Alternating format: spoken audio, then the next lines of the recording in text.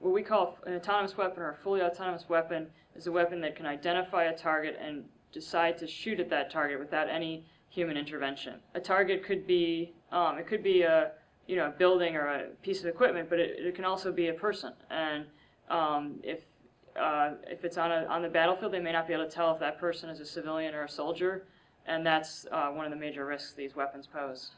Technology is moving increasingly and rapidly towards greater and greater autonomy. You've seen that with drones that are remotely controlled but are semi-autonomous, and military documents, military planning documents say that armies or armed forces are working more and more towards autonomy. There's also some weapons that already exist that are a step on the road towards full autonomy.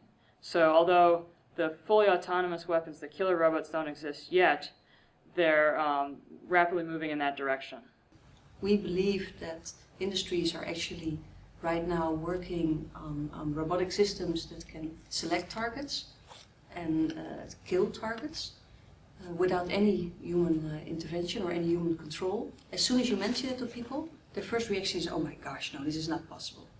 And if you then show them that it is indeed a development that it will be possible and is in a way already possible, then people are just stunned and want to become active and can't believe that this is happening. Whenever I speak about killer robots to the general public, first there's confusion, and then there's serious shock. I have had no one in any audience anywhere tell me it was a cool idea that machines were going to be given the power to kill me. No one. Maybe one day they'll discriminate. Maybe one day they'll have human judgment, and maybe one day we'll be flying to distant galaxies faster than the speed of light.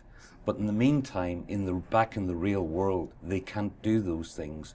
In the meantime, there will be wars probably, unless we can stop that. And it's hard to convince people, at least at first, that this is something that they should make a priority. It doesn't exist yet. We're working on things that are killing people in the field right now. Why should we work on something that hasn't yet taken a casualty? So you have to convince people that if you don't move quickly and urgently, you're not going to be able to stop them at all.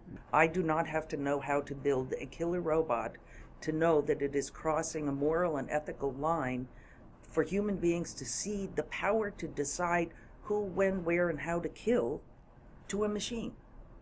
It is so appalling to the public conscience that I have every right to be very vocal and try to bring people together to force governments and militaries to publicly discuss what they are doing supposedly in our name.